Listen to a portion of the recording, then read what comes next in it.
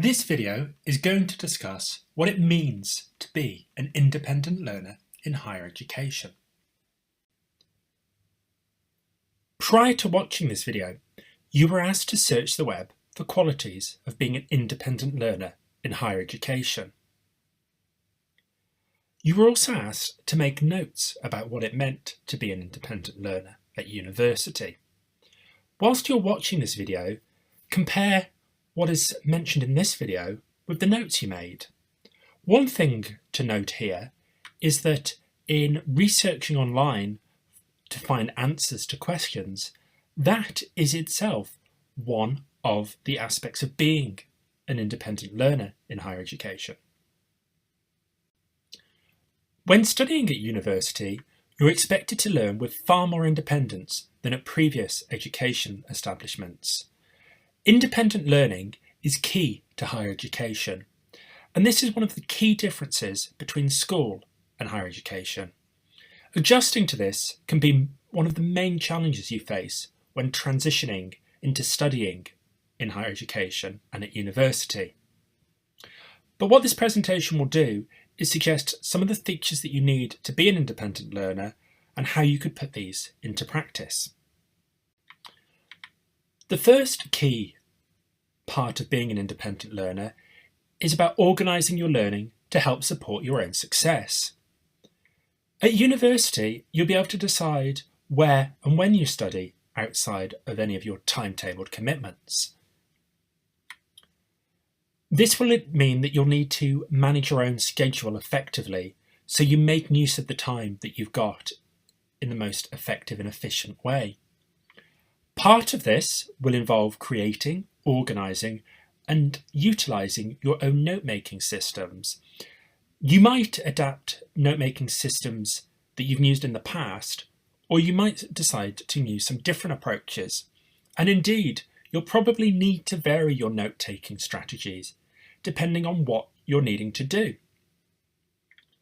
This ties into the need to set your own learning goals, to think about what you want to achieve, what you want to get out of your degree, what you want to do after your degree.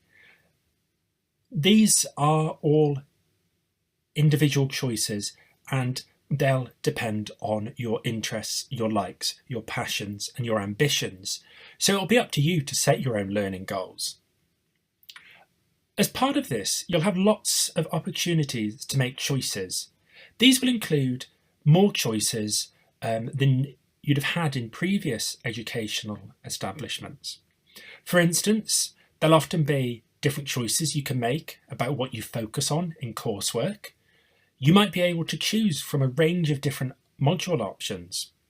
You'd also be able to choose any extracurricular activities you get involved with, such as learning a language or volunteering. It's important that alongside all of this activity, that you also take time to relax and rest. To get the most out of university, you need to make sure that you're looking after yourself. And so it does mean that you do need that time to rest, relax and recharge.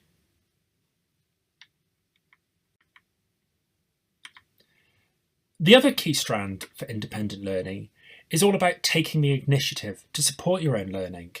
You need to take the initiative to seek out further advice, guidance, information and knowledge so that you can get the most from your degree. This might involve participating actively in seminars and discussions. And as part of this, thinking critically about your own ideas and those of others. You might think about how those different ideas interconnect. Your tutor will provide you feedback. This might be informally during seminars, tutorials, and other types of classes that you might have. And they'll also provide you with feedback on assignments you submit. It's important that you take this feedback on board because this will help you to support and enhance your learning.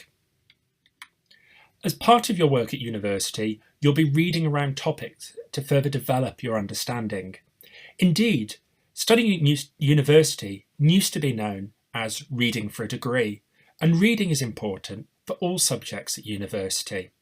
Again, you'll have lots of opportunities to pursue your own interests and your own passions in the reading that you undertake. You might decide to set up study groups with course mates as part of your degree. This can be a really helpful way to support each other to thrive and to succeed in your degree. And indeed, it is really important to seek out support when you need it. Whilst independent learning is prioritised at university, there's lots of support available to help you to succeed as well.